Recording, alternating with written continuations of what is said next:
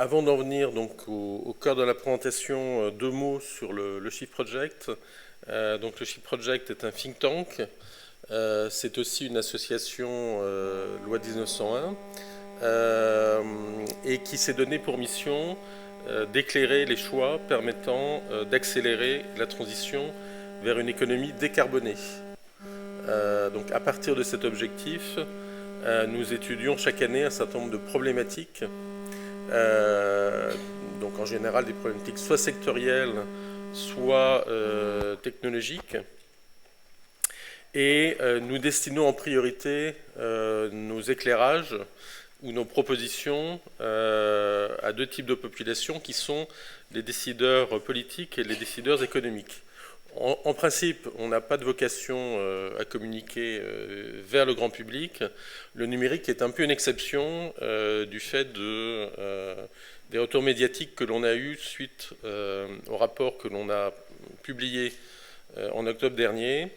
Et c'est largement de ce rapport que je vais m'inspirer pour la présentation que je vais faire aujourd'hui. Comme il a été dit, vous pouvez retrouver en fait l'intégralité du rapport, y compris les annexes et les modèles de calcul, sur le site du Shift Project. Tout est en accès libre. Alors, je vais d'abord quelques slides sur la problématique générale du climat et de l'énergie. Je ne suis pas sûr jusqu'à quel point vous avez déjà eu ce type de présentation. Si je suis un peu long, n'hésitez pas à me le dire. Ensuite, j'en viendrai au numérique. Donc, les principaux constats ont déjà été esquissés dans l'introduction. Je vais beaucoup parler d'énergie et de carbone, mais pas que, d'où le mais aussi. Je viendrai ensuite aux préconisations que nous avons faites donc il y a un an. Et puis, je vous dirai quelques mots du contexte tel qu'il est aujourd'hui, fin 2019, puisque les choses ont avancé à la fois en termes de mobilisation d'un certain nombre d'acteurs, mais aussi en termes de nouveaux projets numériques qui ne vont pas forcément dans le sens que l'on souhaiterait.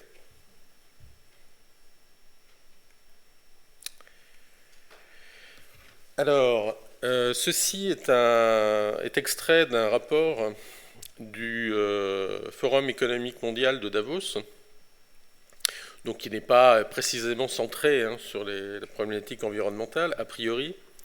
Il se trouve qu'il édite chaque année, en préambule en fait, du sommet qui tient fin janvier, un rapport des risques qui se présentent à l'économie mondiale. Et donc cette année, dans ce rapport, on y trouve que 7 des 8 risques majeurs sont environnementaux. Simplement donc pour dire que la problématique environnementale, y compris dans un forum comme celui de Davos, se trouve placée en fait au centre des préoccupations, non pas purement pour une raison environnementale, mais parce que la grandeur et l'imminence des risques environnementaux sont identifiés comme pouvant menacer des perspectives de croissance économique. À noter d'ailleurs que le 8e risque est numérique, puisqu'il s'agit de cybersécurité. Où allons-nous si nous ne faisons rien ? Quelqu'un avait dit il y a plus de 20 ans que la maison brûle. Effectivement, là, elle brûle de plus en plus.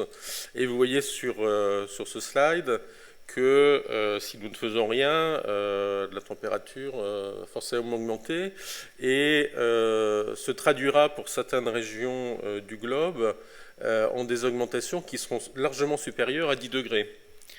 Alors ceci ne correspond pas à un scénario catastrophiste, ça correspond à un des scénarios du GIEC, qui est le scénario RCP 8.5, et qui correspond simplement à ce qui pourrait se passer selon le GIEC tel qu'il l'a imaginé il y a quelques années, si nous continuons sur notre trajectoire un petit peu en business as usual. Juste pour dire qu'à l'époque, on considérait que cette trajectoire business as usual pourrait nous amener une augmentation de température de l'ordre de 3,5 degrés à la fin du siècle. Mais vous voyez que le 3,5 degrés, il se décline de façon très différente selon les zones géographiques. Et donc ça, c'est simplement pour vous indiquer que le fait de raisonner en moyenne sur les problématiques environnementales et encore plus climatiques, c'est extrêmement dangereux parce que la dispersion en fait, des conséquences est très importante. Vous voyez notamment que là où il fera le plus chaud, c'est sur les pôles, ce qui veut donc dire que la glace fondra. C'est la palisse qui parle, mais ce qui veut dire aussi que si la glace fond, eh bien, la capacité de réflexion de la glace disparaît, et donc la chaleur augmentera, ce qui n'est pas intégré dans le modèle en question. Juste pour dire, c'est pas pour le plaisir d'être catastrophiste, mais tout ceci est basé sur ce que je vous présente, sur des modèles faits il y a quelques années. Tous les modèles qui sont parus depuis et qui servent en ce moment à l'élaboration du rapport du GIEC qui paraîtra en 2021 conduisent à penser que, d'une part, si nous persistons dans notre trajectoire business as usual, l'augmentation de température risque de ne pas être de 3 à 4 degrés, mais plutôt de 6 à 7. Et d'autre part, les modèles montrent également que pour une même élévation de température, les conséquences en termes d'événements extrêmes, d'aridité des sols, de raréfaction de l'eau, etc., risquent d'être nettement plus fortes que ce que nous pensions il y a quelques années. Voilà, donc juste pour vous dire que si le GIEC refaisait un rapport là à l'instant T, cette image serait encore plus perturbante. Alors pourquoi en sommes-nous là ? Et tout simplement parce que la concentration de dioxyde de carbone dans l'atmosphère augmente. Lorsqu'elle augmente le stock de carbone qui est dans l'atmosphère. Et le stock qui est dans cette atmosphère, il y est pour un certain temps, jusqu'à quelques centaines d'années pour une partie de ce stock. Et il se trouve donc que plus le stock augmente et donc la concentration également, plus le potentiel d'augmentation de température est important. Et donc comme vous le voyez, cette augmentation de concentration, et moi je trouve ça fascinant à chaque fois, elle est très récente. Si on regarde ce qui s'est passé depuis 200 ans à peu près, on voit que là où ça dérape, en gros, c'est il y a 50-60 ans. Donc on n'est pas face à un phénomène qui resterait de l'accumulation de l'histoire, on est vraiment face à un phénomène qui est très récent. Alors je dis ça parce que, en même temps, puisqu'il est très récent, on pourrait se dire, on peut aussi l'inverser dans l'autre sens en peu de temps. On verra. Et si on regarde la façon dont la concentration a évolué, non pas sur 200 ans, mais sur quelques centaines de milliers d'années, vous voyez qu'on était toujours resté entre 200 et 300 ppm de concentration, jusqu'à donc le milieu du XXe siècle où ça s'est mis à décoller. Et donc, comme je le disais, c'est l'accumulation du carbone dans l'atmosphère qui détermine le potentiel de réchauffement. Ce qui veut donc dire que, quoi que nous fassions, même si par magie, l'an prochain, il y avait 0 émission nette de carbone dans l'atmosphère, bien le stock ainsi constitué depuis 150 ans, mais surtout depuis 60 ans, bien il resterait tel qu'il est pour un certain temps. C'est ce qui conduit au fait que de toute façon, l'augmentation de température sera forcément supérieure à 1,5 degré, puisque aujourd'hui le stock présent est suffisant pour déclencher cette augmentation de température. Donc il ne s'agit pas de baisser les bras, mais il s'agit quand même d'avoir conscience du fait qu'on est face à un phénomène dont l'inertie est certaine, et toute année que nous perdons, non seulement est une année perdue, mais en fait elle contribue à rendre plus difficile la résolution du problème futur. Et malheureusement, depuis,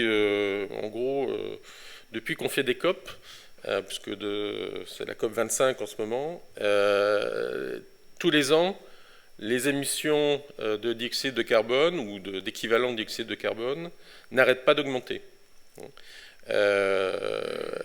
En 2018, elles ont augmenté de plus de 2%, entre 2 et 2,5%. Et évidemment, on n'a pas encore les chiffres 2019, mais il y a peu d'espoir que ce soit très différent. L'ONU, d'ailleurs, en préambule de la COP25, a publié 2 rapports que je vous incite à parcourir. Le premier, il y a 15 jours, qui a répertorié les projets de création de nouveaux sites industriels, essentiellement de production électrique, reposant sur l'utilisation du charbon. Et donc on voit qu'ils ont fait ensuite une simulation qui montre que si l'ensemble de ces projets qui ont effectivement été financés sont mis en œuvre, et malheureusement il y a toutes les chances qu'ils soient mis en œuvre, eh bien à ce moment-là, les émissions resteront durablement au-dessus des objectifs que les pays ont tous pris lors de la COP 21, c'est-à-dire il y a maintenant 5 ans. Le deuxième rapport, qui est paru la semaine dernière, c'est le rapport qui s'appelle Emission Gap, et donc qui est réalisé maintenant tous les ans depuis la COP 21, qui consiste à comparer la trajectoire observée et prévisible des émissions des différents États par rapport aux objectifs que ces mêmes États ont pris lors de la COP 21.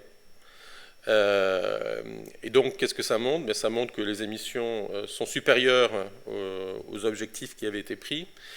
Et deuxièmement, ce que ça montre, c'est que ces mêmes objectifs, en fait, ils vont être maintenant tout à fait insuffisants pour arriver à obtenir une trajectoire compatible avec les 2 degrés. Et cette trajectoire compatible avec les 2 degrés, en gros, elle consiste à faire en sorte que les émissions de dioxyde de carbone soient divisées par 2 à partir entre l'an prochain et 2030, donc en 10 ans. Donc on n'y est pas du tout, et on peut espérer que ce sujet sera le sujet central de discussion de la COP25, mais ça on en saura plus dans une semaine. Donc ça, c'est un chiffre à retenir, d'abord parce qu'il est simple, et en plus parce qu'il est à relativement court terme. C'est-à-dire qu'aujourd'hui, tous les modèles montrent que pour arriver à rester sous les 2 degrés, il faut être en neutralité carbone dans la deuxième moitié du siècle. Et pour pouvoir être en neutralité carbone dans la deuxième moitié du siècle, si on raisonne à effort constant et qu'on adopte un effort qui est envisageable, eh bien, il faut diviser par 2 les émissions d'ici 2030. Ça correspond à moins 5% par an tous les ans. Plus on attend, plus il faudrait que l'effort annuel soit plus fort, et donc il est d'autant plus irréaliste, et donc on s'éloigne de plus en plus de la perspective des 2 degrés. Alors, il faut aussi avoir conscience que, là aussi, les chiffres sont trompeurs. 1,5 ou 2 degrés, c'est pas du tout pareil. Ça a l'air comme ça, mais non. Vous avez en fait des couleurs symboliques là qui permettent d'identifier la gravité et la fréquence d'un certain nombre d'éléments perturbateurs, que ce soit des éléments météo ou des catastrophes naturelles. Et vous voyez que entre le 1,5 et le 2 degrés, eh bien, la couleur se fonce nettement. Ça veut dire quoi? Ça veut dire qu'entre 1,5 et 2 degrés, il y a de plus en plus de ces événements extrêmes, et il y a de plus en plus de régions qui sont exposées à ces éléments extrêmes.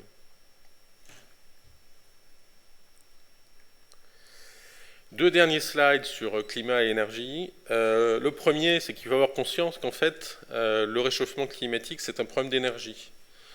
C'est aussi un peu un problème d'agriculture, mais c'est essentiellement un problème d'énergie. Et là, vous voyez sur le même diagramme les évolutions donc, de 5 grandeurs différentes. Donc en haut, vous avez en fait l'évolution du PIB mondial. Donc vous voyez qu'il a fortement augmenté depuis les années 2000. Vous voyez tout en bas le fait que le ratio énergie sur PIB a lui beaucoup diminué. C'est-à-dire, ça veut dire quoi? Ça veut dire que chaque année, pour générer 1 euro de PIB mondial, on a besoin de moins d'énergie que l'année précédente. Donc ça va dans le bon sens. Vous voyez également, et ça ne va pas dans le bon sens, que le contenu en dioxyde de carbone du mix énergétique, c'est la courbe orange, lui reste stable. C'est-à-dire qu'on n'arrive pas en fait à décarboner suffisamment l'énergie qu'on consomme. Alors, ensuite, ce que je viens de raconter ont deux conséquences. C'est le fait que, comme le PIB augmente beaucoup plus vite que l'efficacité énergétique du PIB, eh bien, la consommation d'énergie augmente. Mais comme la consommation d'énergie augmente et qu'on n'a pas réussi à décarboner le mix énergétique, eh bien, vous voyez que les émissions de dioxyde de carbone augmentent exactement de la même façon. Donc, il y a évidemment des efforts à faire sur la décarbonation du mix énergétique, mais, et le schéma suivant va vous le montrer, ça ne suffit pas. C'est-à-dire qu'on n'arrivera pas en fait à réduire suffisamment les émissions de dioxyde de carbone si on n'agit pas sur la consommation énergétique. Alors, et ça c'est très intéressant, il n'y a plus seulement les ONG environnementales ou les think tanks qui le disent, mais ce schéma vient de l'Agence internationale de l'énergie, qui ne peut pas être suspectée d'avoir un biais environnemental très fort. Cette agence, donc en 2018,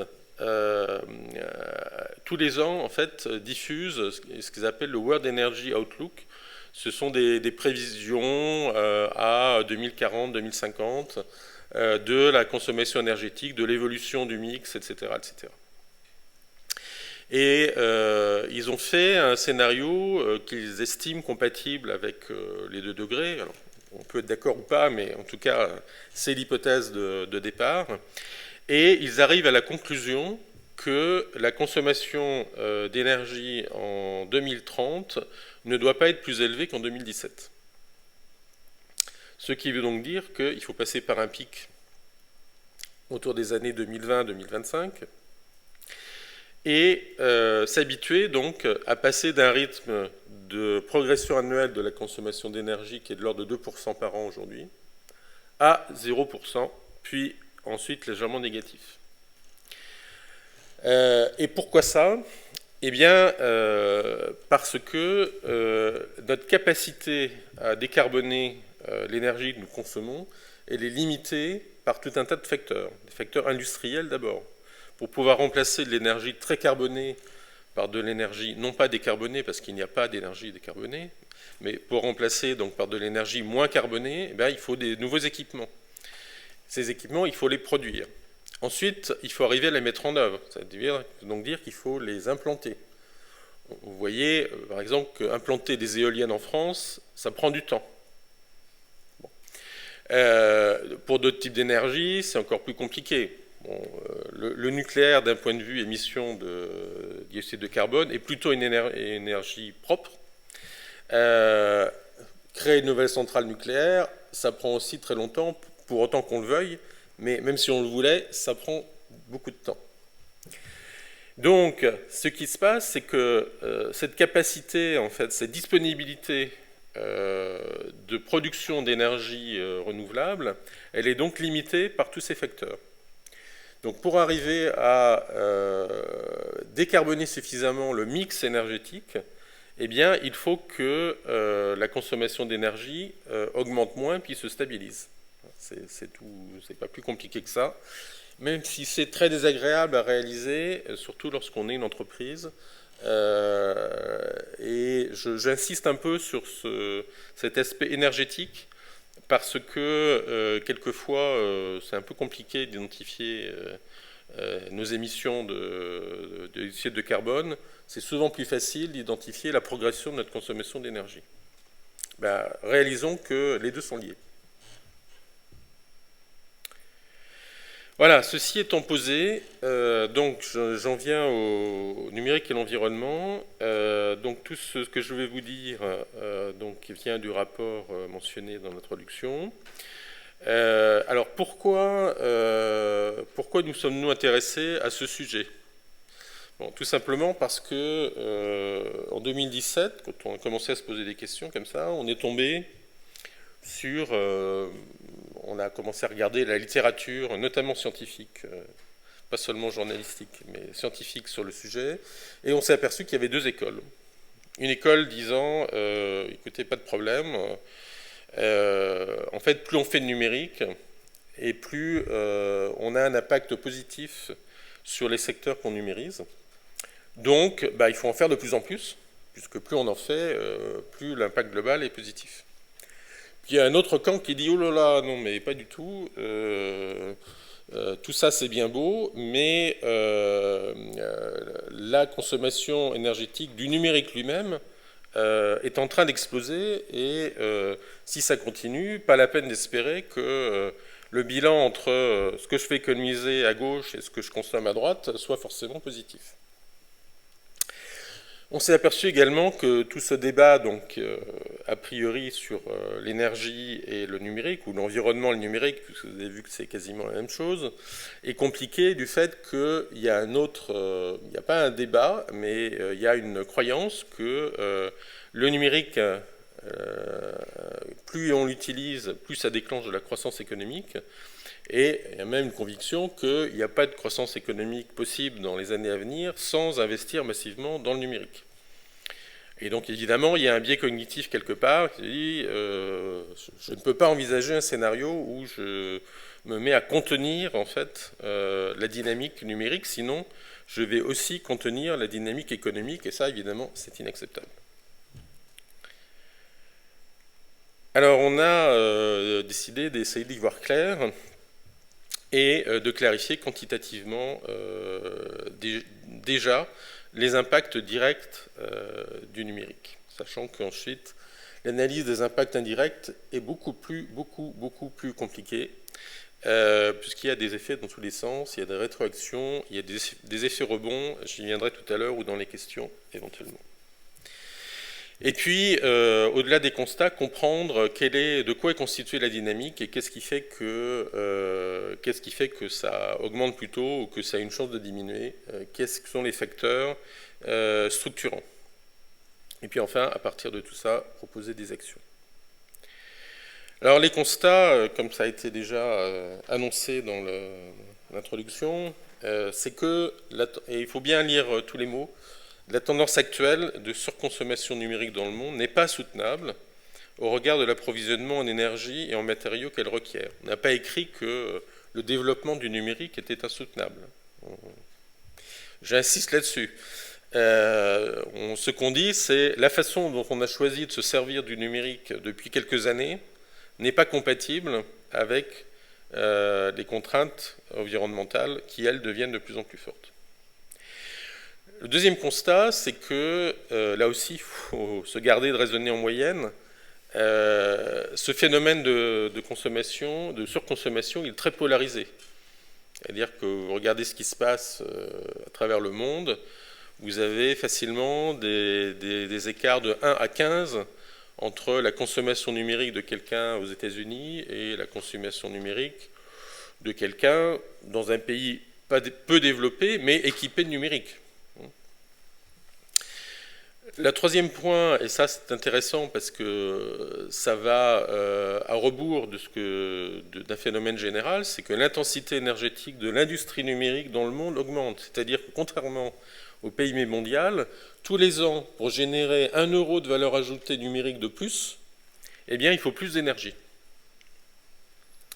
Et donc ça, forcément, ça participe à rendre le problème d'autant plus complexe. Le quatrième point, et là on s'est borné à reprendre 2-3 études, donc on essaiera d'approfondir ça dans des phases suivantes, c'est qu'en tout cas, dans les 5 dernières années, ce phénomène de surconsommation numérique n'est pas corrélé avec une augmentation ni de la productivité, ni du PIB mondial. Et enfin, la bonne nouvelle, c'est que ça n'est pas un problème sans solution, et qu'on peut parfaitement concilier une croissance du secteur numérique avec les contraintes environnementales. Simplement, il faut redéfinir de quoi est faite cette croissance. C'est quoi la surconsommation numérique ? Ouais, j'espère que la réponse, vous la trouverez au fur et à mesure que j'explique. Au niveau de temps, comment vous me dites ? D'accord, ça va alors. Donc, alors on a regardé ce qui s'est passé depuis 2013 et puis ce qui a des chances de se passer selon ce qu'on fait d'ici 2025. Bon, la première conclusion, c'est que si vous regardez les chiffres, en gros 2019 puis 2013, ben, vous voyez que la consommation d'énergie du numérique a augmenté effectivement de 50%. Plus 50% en 6 ans, c'est beaucoup.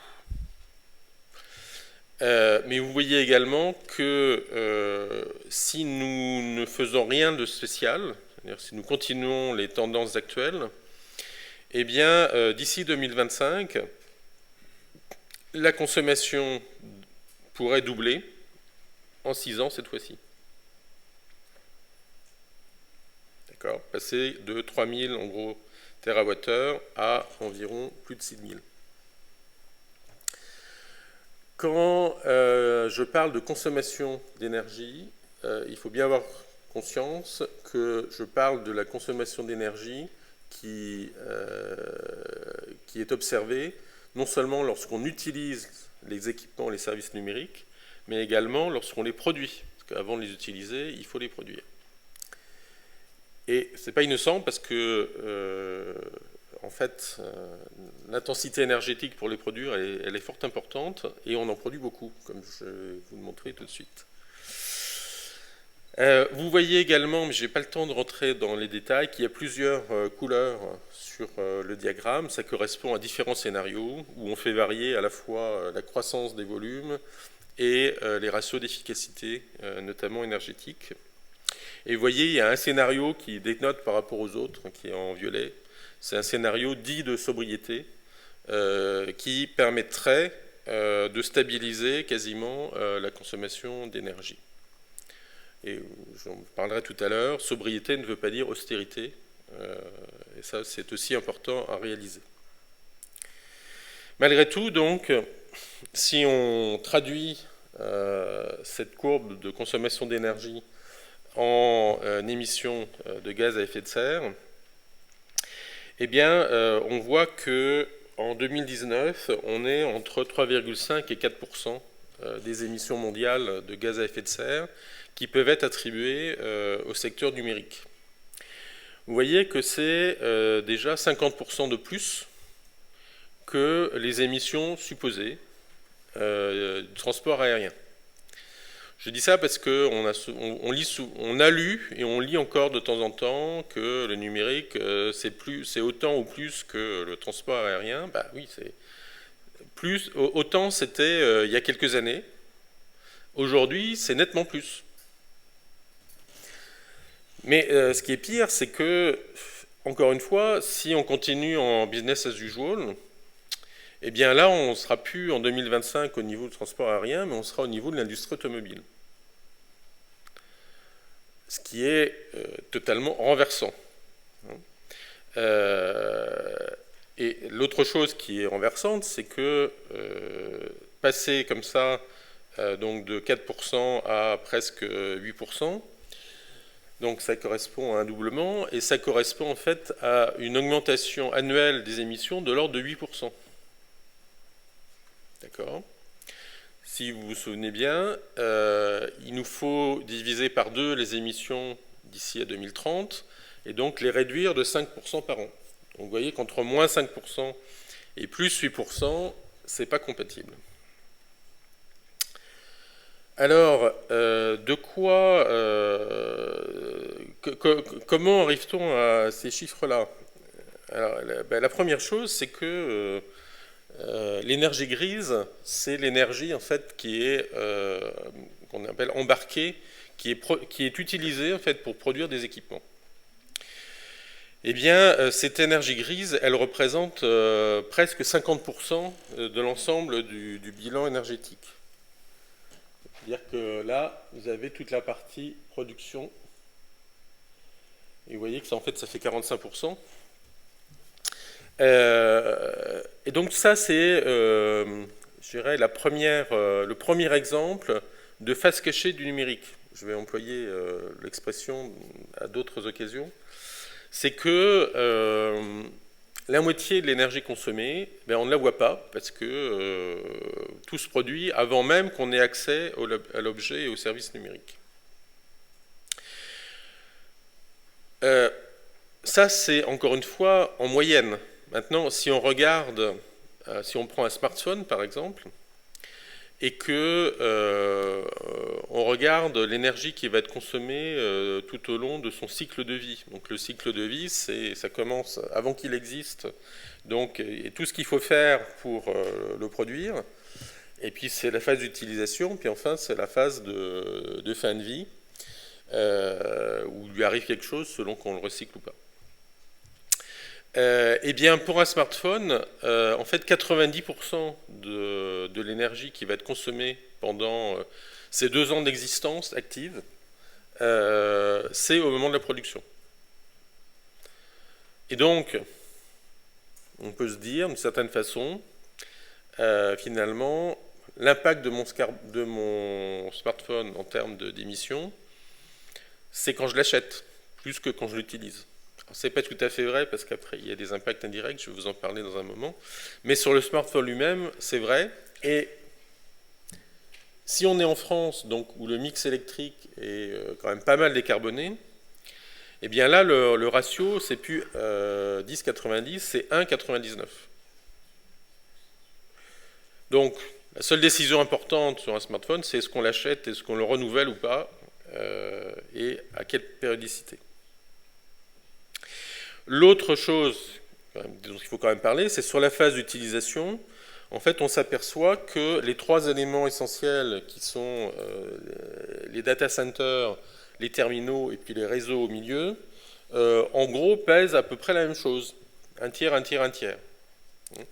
Je dis ça parce que souvent, on met le pointeur sur les data centers. Oui, c'est significatif, mais c'est un tiers du problème en phase d'utilisation. Donc, les réseaux sont responsables d'un autre tiers, et c'est une partie qui est plutôt en augmentation avec l'explosion des services cloud. Et puis, il y a tous les terminaux qui, même si individuellement sont petits, eh bien, une fois qu'ils sont nombreux, se mettent à consommer beaucoup. Or, là, vous avez sur ce schéma, principalement, l'évolution de la production annuelle d'équipements numériques. En gros, on produisait environ 1 milliard d'équipements numériques en 2010. C'était beaucoup. Aujourd'hui, on en produit à peu près 4 milliards. C'est 4 fois plus, comme dirait M. de la Palisse. Et si, encore une fois, si tout continue en business as usual, on en produira quasiment 10 milliards en 2030. D'accord ? Comme je vous ai indiqué que la moitié de l'énergie consommée, c'était de la production des équipements, vous voyez que quand on passe d'1 milliard à 4 milliards, ça explique une bonne partie des 50% d'augmentation de consommation d'énergie. Et vous voyez également que si on se prépare à passer de 4 milliards à 10 milliards, on peut effectivement aboutir assez facilement à des émissions du même ordre que l'industrie automobile. simplement en raison de la du niveau extrême de volume de ces équipements.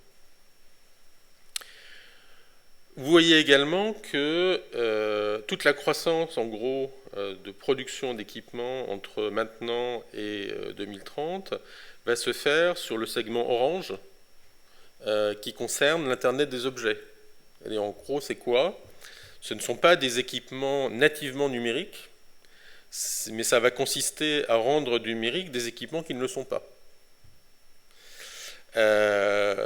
Concrètement, ça va consister à implanter dans un certain nombre d'équipements un capteur, un testeur, une mini capacité de calcul et un module radio pour injecter les données récoltées dans un réseau quel qu'il soit, pour ensuite les traiter. Et donc, cette partie orange, c'est la fabrication de tous ces modules électroniques communicants donc, qui vont pénétrer tous les aspects de notre vie quotidienne. Quand je dis tous les aspects, je dis bien tous les aspects.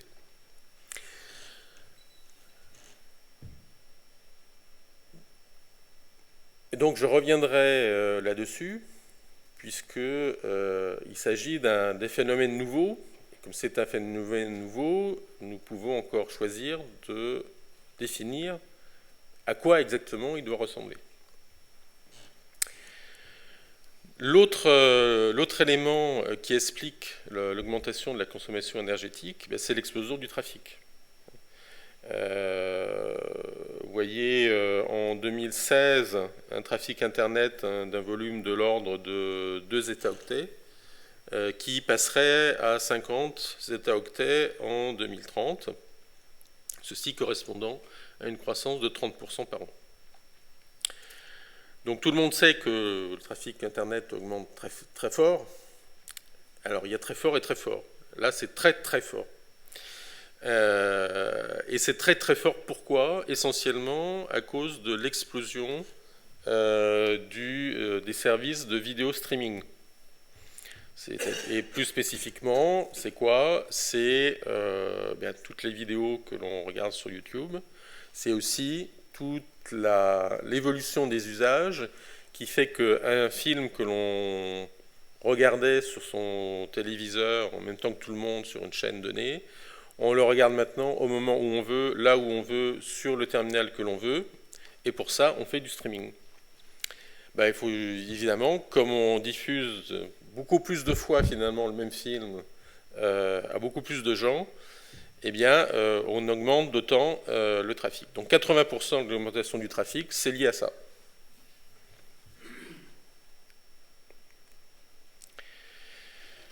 Et donc, à bien des points, 2020 sera un point de bascule. Point de bascule vers le bon ou vers le pire. Pourquoi? Parce que j'ai dit tout à l'heure, vraiment 2020, c'est la dernière année où il sera encore possible de ramener progressivement les émissions annuelles de dioxyde de carbone à un niveau acceptable. Si jamais on n'agit pas de façon intelligente en fait, sur l'évolution de nos usages numériques, eh bien, on sera forcément sur une trajectoire qui non seulement est incompatible avec les engagements de la COP21, mais même rendra plus difficile l'atteinte de ces objectifs par d'autres secteurs, puisque elle préemptera en fait une partie des gains qu'il faut réaliser par ailleurs. Alors pourquoi est-ce que 2020 peut être un point de bascule? D'une part parce qu'aujourd'hui on ne voit rien qui ferait qu'on se mettrait à ralentir le rythme de production des équipements, ni a fortiori à ralentir la progression des flux de trafic. Par contre, on voit, mais on pourra en discuter dans la question, on voit poindre de plus en plus les limites des technologies utilisées aujourd'hui pour fabriquer des équipements numériques. Et donc, alors que globalement, dans les 10 dernières années, l'augmentation des volumes de l'ordre de 30% a été en partie compensée par des évolutions d'efficacité énergétique de l'ordre de 15%, ce qui aboutit donc en gros à ces 9-10% d'augmentation. Eh bien, on a toute raison de croire que le 15% de gain d'efficacité énergétique se ralentisse et passe plutôt à 10%. Donc, si nous n'agissons pas sur l'évolution des volumes, eh bien, fatalement, on ne sera plus à 8 ou 9% de croissance, mais on sera à 15%. C'est pas plus compliqué. Et donc, je dis ça simplement parce que à 5-10 ans, il ne faut pas compter sur une solution technologique au problème créé par la technologie. Et donc, si l'on est sérieux sur la contrainte à respecter d'ici 2030, c'est-à-dire diviser par 2 les émissions, eh bien, il faut trouver une autre solution que la technologie pour se raccorder à la bonne trajectoire. Donc, la seule solution, c'est d'agir sur les volumes. Alors, là, j'ai parlé beaucoup de carbone, mais il faut avoir conscience que le numérique est aussi un très fort consommateur de métaux rares. Je dis très fort, ça veut dire 2 choses. Ça veut dire d'une part que tous les ans, il en consomme de plus en plus, mais ça veut dire aussi que pour certains, il représente 35%, 90%, 80%, plus de 50% de la production totale. Ce qui veut donc dire qu'il est également extrêmement dépendant à la disponibilité de cette production. Mais, et ça c'est pas sur le slide, ce qui se passe, c'est qu'une partie significative de ces métaux rares sont également nécessaires aujourd'hui pour fabriquer des équipements permettant de produire de l'énergie renouvelable. Et donc là, on n'en produit pas encore beaucoup de ces équipements, mais il va falloir en produire de plus en plus pour décarboner le mix énergétique. Et donc, si on n'arrive pas à, juguler un petit peu la croissance des besoins en métaux de la part de l'industrie numérique, tout simplement, il n'en restera plus assez, on n'arrivera pas à en produire suffisamment chaque année pour constituer les équipements dont on a besoin pour décarboner. Donc là aussi, ce serait une autre forme de préemption. Autre chose, ce n'est pas un problème strictement environnemental, mais il se trouve qu'une bonne partie de ces métaux rares, ils sont produits dans des régions du globe qui sont soit situées dans des pays pas très stables, soit situées dans des pays très stables, mais qui pourraient avoir la tentation d'utiliser leur quasi-monopole comme arme géostratégique. La Chine, pour ne pas la nommer. Et vous voyez aussi, là en bas à droite, que par exemple, si vous prenez la consommation d'indium, eh bien, elle augmente très très vite. Alors l'indium, on l'utilise notamment pour faire les écrans tactiles.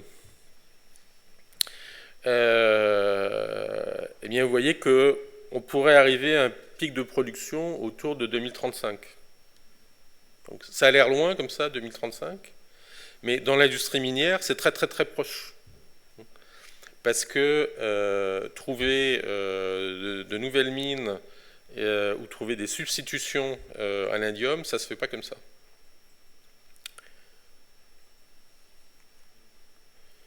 Ce qu'il faut avoir aussi en tête, c'est que eh bien, le numérique, utilisant tous ces métaux, il est donc d'une certaine façon responsable de l'extraction des métaux en question.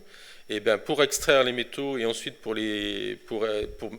traiter le minerai et le transformer en métal utilisable dans une production industrielle, il y a tout un tas de processus, notamment chimiques, qui se font et qui sont extrêmement polluants sur l'environnement proche, que ce soit atmosphérique ou en termes de pollution des sols ou de l'eau. Alors la seule chose, c'est que tout ceci se produit dans des régions qui sont loin de chez nous. Donc c'est un autre exemple de la face cachée du numérique. C'est-à-dire que ces types de pollution, on en a d'autant moins conscience que ça se produit très loin. Pourtant, quelque part, c'est nous qui en sommes responsables parce que c'est nous qui achetons les smartphones. Et puis, c'est une vraie photo. Ce qui se passe également, c'est que une fois qu'on a utilisé nos équipements numériques, eh bien, on s'en débarrasse. Alors, on s'en débarrasse malheureusement au niveau mondial sans qu'ils tombent dans un circuit de recyclage en général. Environ 85% des équipements électroniques ne rentrent pas en fin de vie dans un circuit de recyclage. Donc, ce qui se passe, c'est qu'ils arrivent dans des marchés gris, donc, qui en Europe donc, aboutissent à des exportations illégales qui passent notamment par la Hollande et qui aboutissent dans un certain nombre de pays du sud-est asiatique, d'Amérique latine ou encore plus d'Afrique, où là, soit ils vont être utilisés, ça c'est le bon cas, soit ensuite ils vont être dépiotés et les populations locales vont revendre ce qu'elles peuvent revendre. Puis tout ce qui n'est pas utilisable, notamment tous les circuits électroniques, eh bien, elles vont aboutir dans des décharges sauvages. Il y a quelques documentaires qui ont été faits, je vous incite à les visionner. C'est une troisième phase cachée du numérique et ce n'est pas la plus belle. Alors, ce qui se passe, c'est que, alors que tout ce type de pollution a lieu dans ces pays plutôt en développement, eh bien, ça n'est pas là où on consomme le plus de numérique. Aujourd'hui, on a à peu près 50% de la population mondiale qui a accès à Internet, pas plus. Et encore, on n'a qu'un tiers de cette population qui a accès à un Internet haut débit. Mais pour ceux qui y ont accès, eh bien, on a des phénomènes de niveau de consommation qui sont extrêmement différents. Si je n'ai pas trop le temps d'aller dans le détail, mais vous voyez que, en gros, là vous avez Amérique du Nord 2021, à peu près 13 équipements numériques connectés par personne. Il y en a plus aux États-Unis qu'au Canada, donc 13, c'est à peu près ce qu'on a aujourd'hui aux États-Unis. Dans le même temps, vous voyez que dans un pays je dirais, en développement, mais où les citoyens ont déjà accès à Internet, on est plutôt à 1,5 équipements numériques par personne. Donc on a un rapport de 1 à 10. Et si on regarde la consommation de données par mois, là c'est encore pire, puisque on a un rapport de 1,5 à quasiment 100, hein, donc un ratio de 1 à 60. Voilà, ce qui aboutit, en fait, si on, entre guillemets, s'amuse à calculer une empreinte carbone numérique par personne, à quelque chose qui est supérieur à la tonne aux États-Unis et qui est de l'ordre de 50 kg dans un pays en développement. Donc un rapport de 1 à 20. Et donc, vous voyez que la pollution numérique ne se produit pas, en fait, exactement là où on l'utilise. Et ça participe du problème.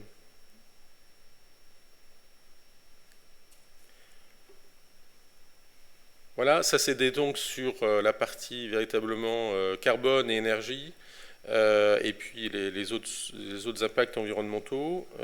Ensuite, rapidement, donc je vais vous passer quelques slides montrant une analyse économique, mais très macro. Là, vous avez l'évolution de l'intensité énergétique du PIB, à la fois du PIB mondial, la courbe bleue, des pays de l'OCDE, la courbe verte, et des pays en développement, la courbe orange. C'est très parallèle, et en gros, ça correspond à un gain de 1,5% par an. Donc, tous les ans, on consomme 1,5% d'énergie en moins pour générer le même montant de PIB. Le numérique, on est à plus 4% par an. Alors, en fait, ça s'explique, c'est bien. Parce que si on revient à l'expérience commune, se dit finalement, regardons nos forfaits mobiles. Nos forfaits mobiles, en gros, je paye toujours le même prix depuis quelques années. Alors ça dépend ce qu'on prend, mais mettons 20 à 30 euros. Voilà, mettons 20 euros.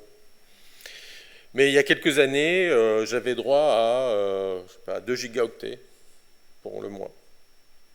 Là, on en est à 30, voire 50. Voire dans les promotions, j'ai vu promotions de Noël, là, on en est à 200. C'est assez simple, vous payez toujours le même prix, donc ce que perçoit l'opérateur est à peu près toujours la même chose. Sauf que l'augmentation de volume est telle que l'amélioration de l'efficacité énergétique du réseau ne suffit pas en fait à absorber la différence. Et donc, voilà, avec votre forfait actuel, vous allez consommer plus d'énergie qu'il y a quelques années, mais vous payez toujours le même prix.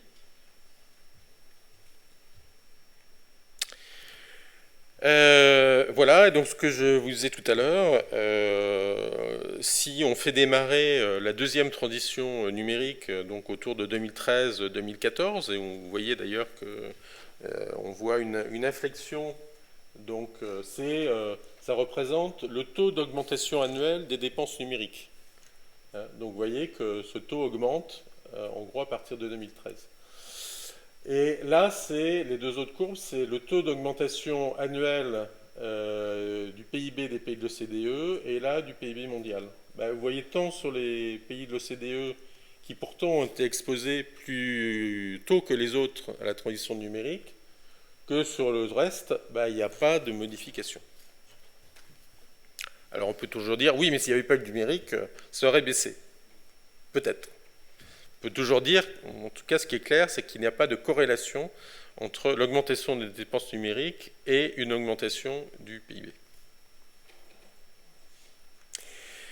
Mais en fait, là aussi, il ne faut surtout pas raisonner en moyenne. Si vous vous amusez, entre guillemets, à démonter la chaîne de valeur en fait, du secteur numérique, il y a un rapport tout à fait intéressant qui est fait tous les ans en fait, par la Fédération française des télécoms, qui est confié à Arthur Delittle. Donc ça, c'est le 2018, et qui vous montre ici la capitalisation boursière, mais il y a aussi la valeur ajoutée. Et donc, vous voyez que ce qui, en tout cas, a suivi quasiment la courbe d'augmentation du trafic, c'est la courbe d'augmentation de la capitalisation boursière des GAFAM. D'accord ? Donc, on ne peut pas dire que l'augmentation des volumes numériques ait un impact sur le PIB mondial. Par contre, ils ont un impact clair sur la valeur boursière d'un certain nombre d'acteurs Internet, mais pas tous. Hein. Vous voyez que d'autres, c'est beaucoup plus modeste. Hein. Et donc, ce qui se passe, je n'ai pas le temps de rentrer dans les détails, c'est qu'aujourd'hui, les business models qui sont en place favorisent, on le voit bien, un certain nombre d'acteurs dominants. Il se trouve que ces business models, ils reposent en fait sur la maximisation de l'audience et donc du trafic. Et donc, pour continuer à être de plus en plus attractifs, ces acteurs dominants nous font consommer de plus en plus de données, et plus nous consommons de données, plus nous augmentons leur attractivité, et plus ils augmentent leur capitalisation boursière. Voilà. Alors, préconisation que nous avons faite l'an dernier. Comme je le disais, il n'y aura pas de solution technologique à la technologie dans les 10 ans qui viennent. Donc, si nous voulons être sérieux sur la maîtrise environnementale du numérique, la seule solution, c'est d'apprendre à contenir un peu l'explosion des usages. C'est ce qu'on a appelé la sobriété numérique. Quelques exemples, c'est par exemple limiter au maximum la fréquence de renouvellement des terminaux. Aujourd'hui, on remplace un smartphone tous les 18 mois en France.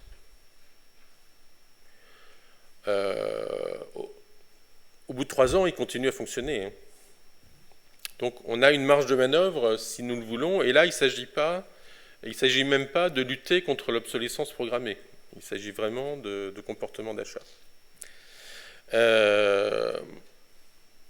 Faire en sorte également de maîtriser un peu mieux l'augmentation des flux, et notamment se poser des questions sur l'utilisation de la vidéo.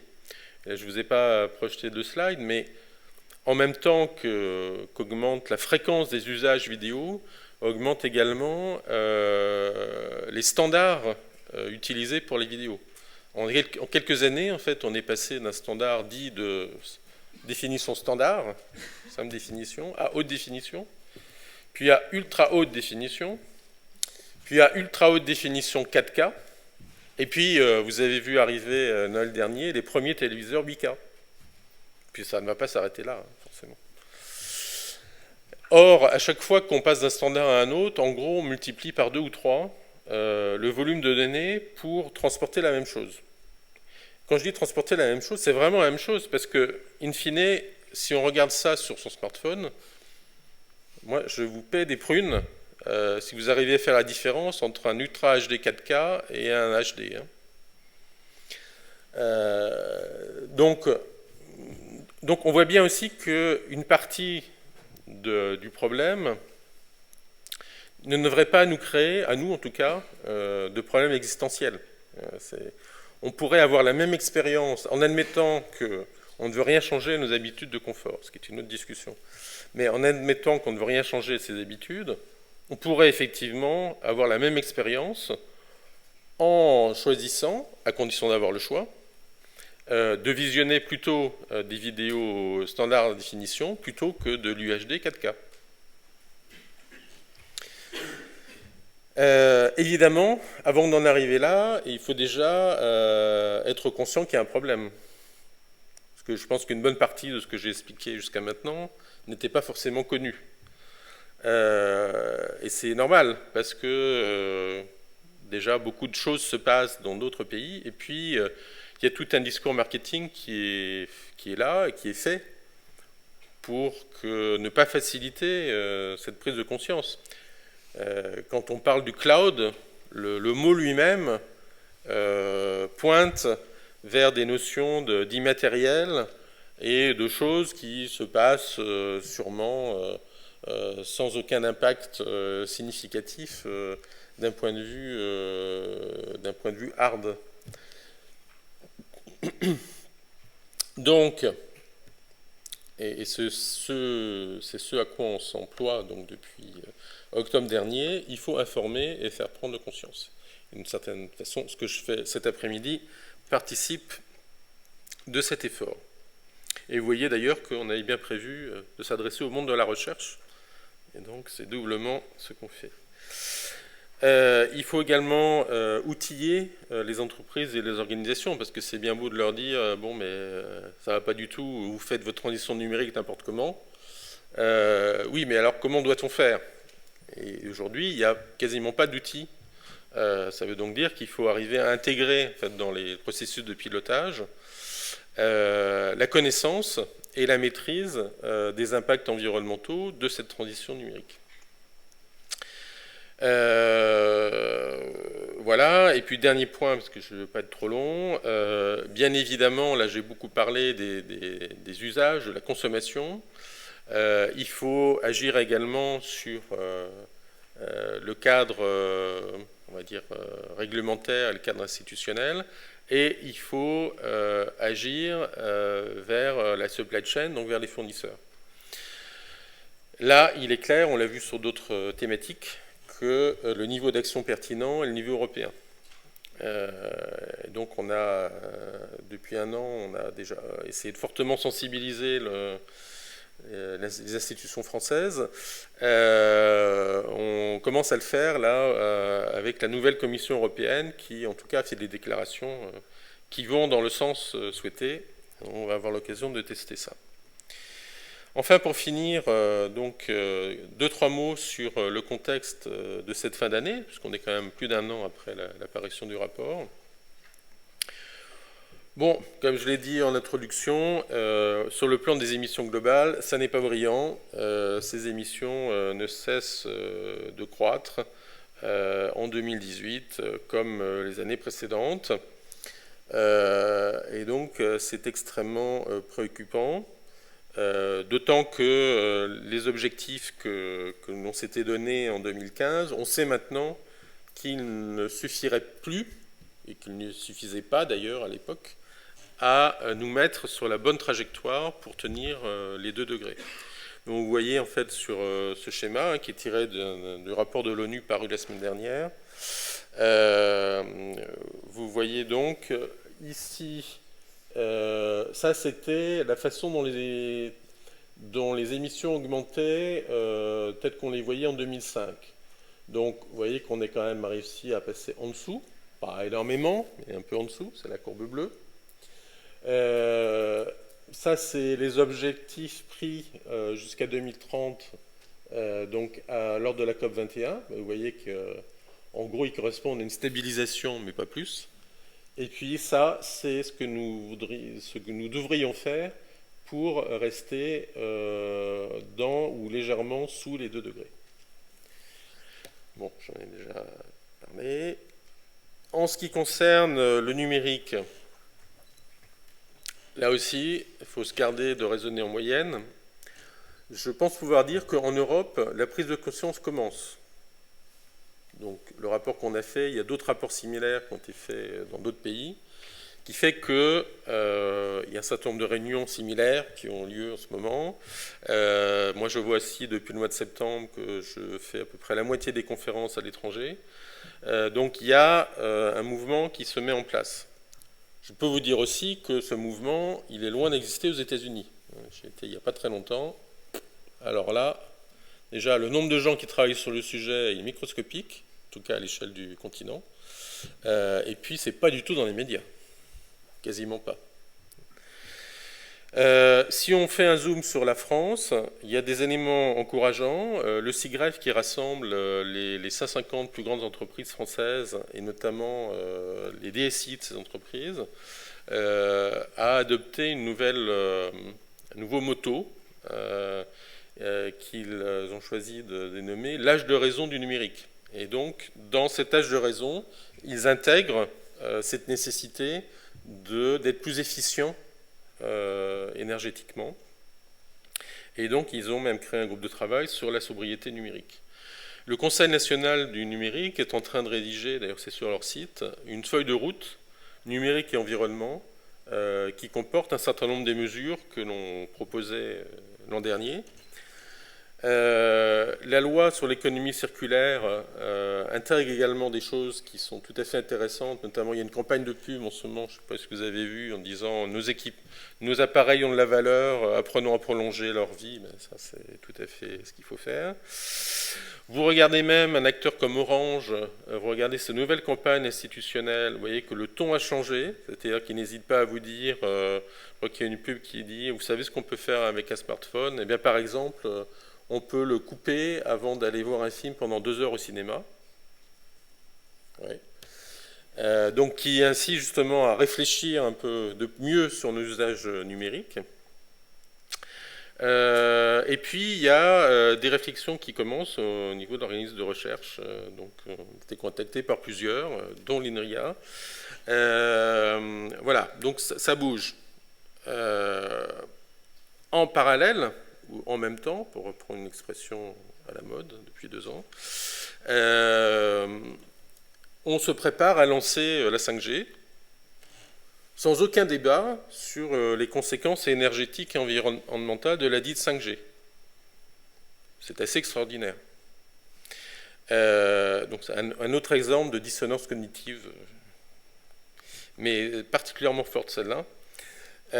Et pourtant, si on regarde tant les déclarations des opérateurs chinois qui ont déjà déployé quelques dizaines de milliers de cellules, parce que ça va vite là-bas, hein, ils disent « Oh là là, mais la 5G, ça consomme 3 fois plus que la 4G ». Et puis vous regardez même ce qu'écrit la GSMA, donc c'est l'association des opérateurs mobiles de télécommunications, qui vous dit sur leur site en ce moment, eh bien oui, il est probable que la 5G pourrait consommer de 2 à 3 fois plus d'énergie. Et donc je conclurai en disant que 2020 peut effectivement être un point de bascule, mais vous voyez, ça peut être dans un sens ou dans l'autre. Puisque si on fait la 5G de la façon dont on a l'intention de la faire, on aura cette explosion de la consommation énergétique. Si on se met à réfléchir un peu plus, et en particulier à quel mode d'utilisation de la 5G on veut avoir, on peut sûrement éviter ce type de catastrophe. Voilà.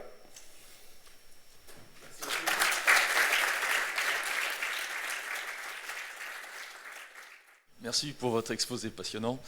J'avais une question concernant le pacte finance-climat qui a été lancé un peu avant les élections européennes par Estelle Jouzel et Pierre Larouturou. Il s'agissait de créer quelque chose, une banque qui financerait la transition climatique. Cette idée a été reprise par Madame von der Leyen récemment, puisqu'elle annonce que la BEI va devenir une telle banque. Elle n'a pas expliqué comment elle allait le financer. Est-ce qu'il y a un lien entre ça et vos préconisations ou le travail du Shift Project? Il n'y a pas un lien direct, enfin pas sur le numérique en tout cas. Il pourrait y avoir un lien sur tout ce qui est rénovation énergétique des bâtiments, etc. Oui, là, il y a d'énormes besoins de financement et probablement de subventions.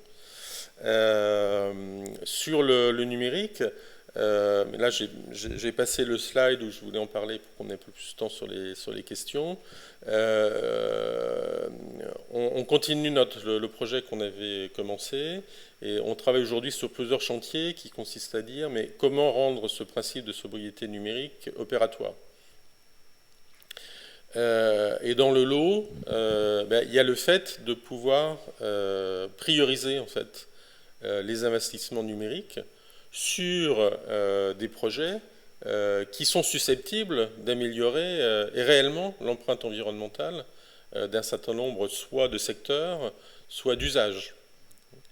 Et donc là, il serait tout à fait bienvenu, effectivement, que la BEI puisse être en support de ce type d'initiative.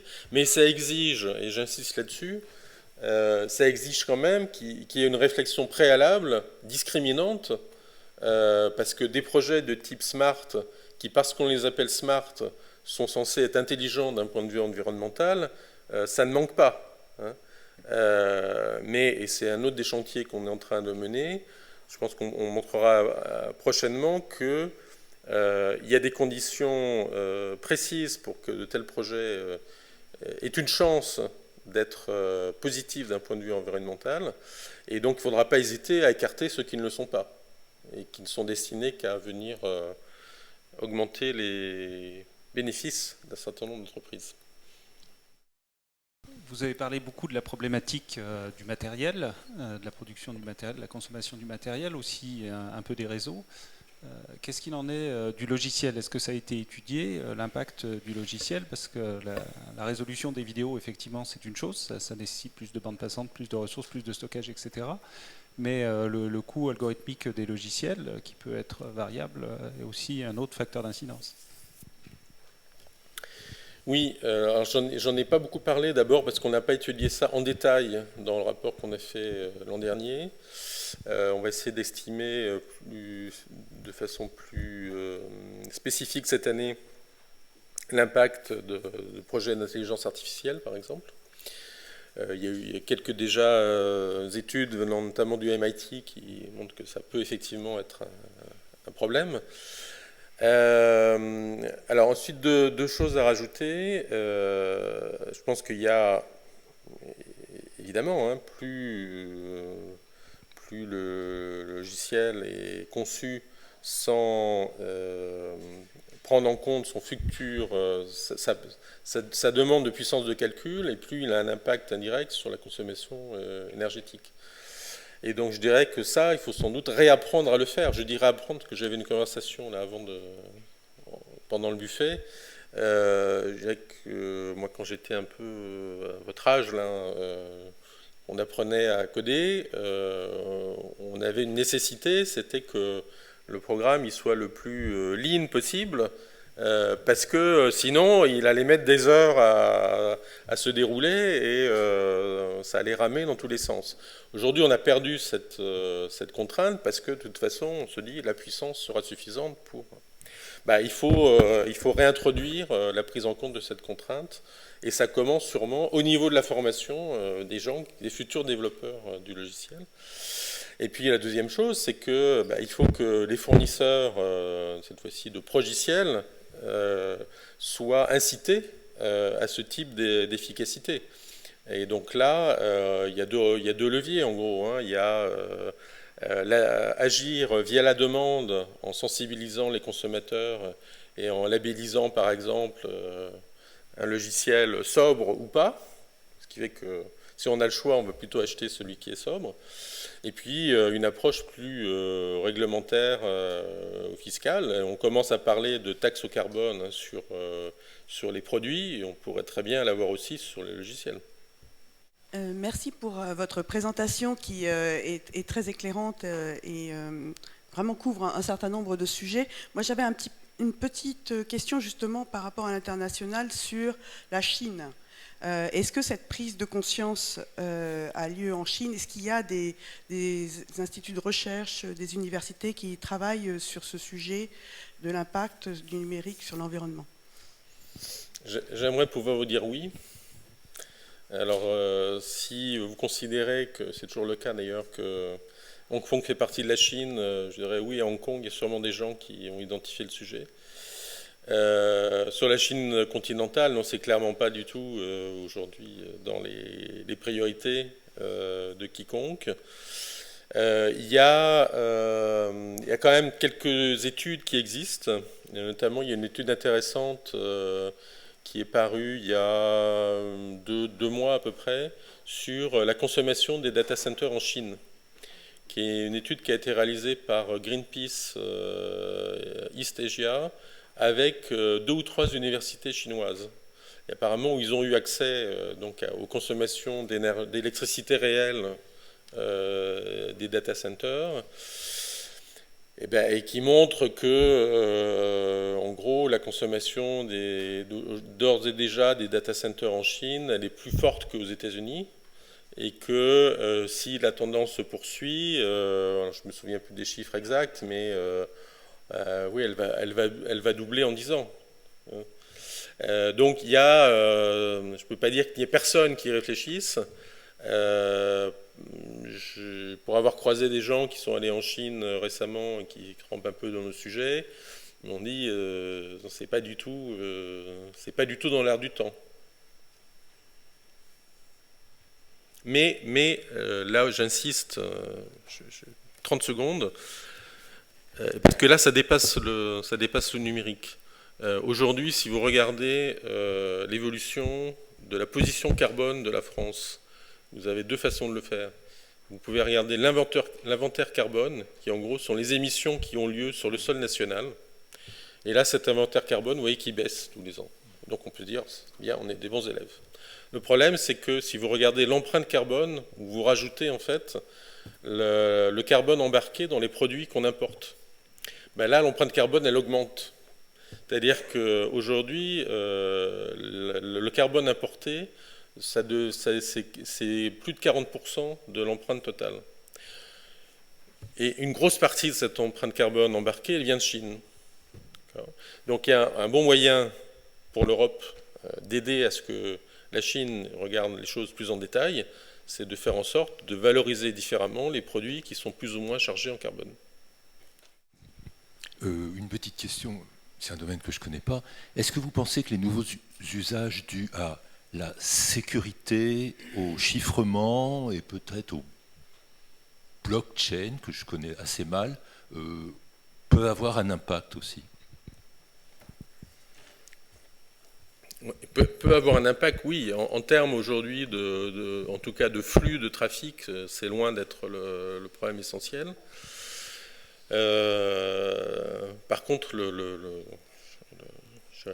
problème de la problématique de cybersécurité qui accompagne les évolutions technologiques telles que la 5G, c'est un problème réel. Hein. Ce n'est pas un problème environnemental, mais il est clair aussi que c'est un sujet qui va se poser avec de plus en plus d'acuité, comme le montrait le premier slide du Forum économique mondial de Davos. Donc non, sur le plan environnemental, aujourd'hui, ce n'est pas le sujet principal. Après, ça peut en devenir un. Par exemple, c'est pas vraiment si c'est un type de cybersécurité. Aujourd'hui, tout le monde peut s'équiper de caméras vidéo qui coûtent quelques dizaines d'euros. Vous pouvez les mettre partout, que ce soit sur votre voiture, chez vous, etc. Et pour cet usage de cybersécurité, vous allez générer en fait des flux vidéo toute la journée. Vous allez filmer votre domicile pour vous assurer que personne n'est en train de rentrer dedans. Vous n'allez jamais regarder les vidéos, sauf si vous avez une alarme. Et ben, si effectivement les quelques dizaines de millions de foyers français s'équipent de ce genre et que l'usage il a lieu 24 heures sur 24, oui, ça va finir par avoir un impact significatif. Ma question porte sur les GAFAM dont vous avez parlé un petit peu sur une de vos planches là. J'imagine que la corrélation que vous avez montrée entre l'augmentation de leur valorisation boursière et le flux de données s'applique aussi aux GAFAM chinoises, asiatiques, hein, vous les avez inclus. Donc ces gens-là sont pour moi pratiquement intouchables. Donc comment fait-on pour résoudre ce problème-là ?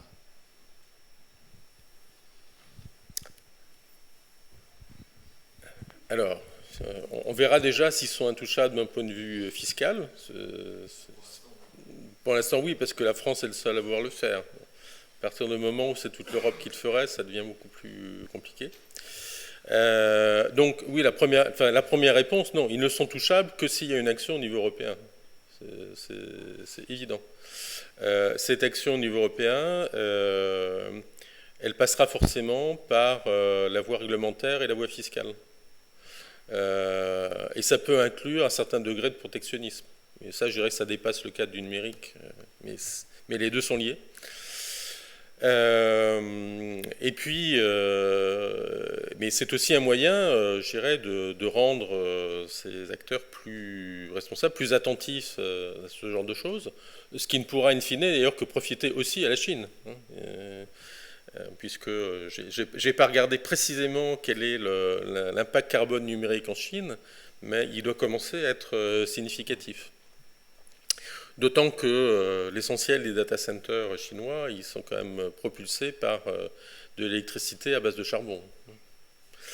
Donc voilà, donc c'est clair que ça ne peut pas être une action immédiate. L'action immédiate, c'est de faire en sorte que, désolé pour le néologisme, mais que la demande de numérique se conscientise.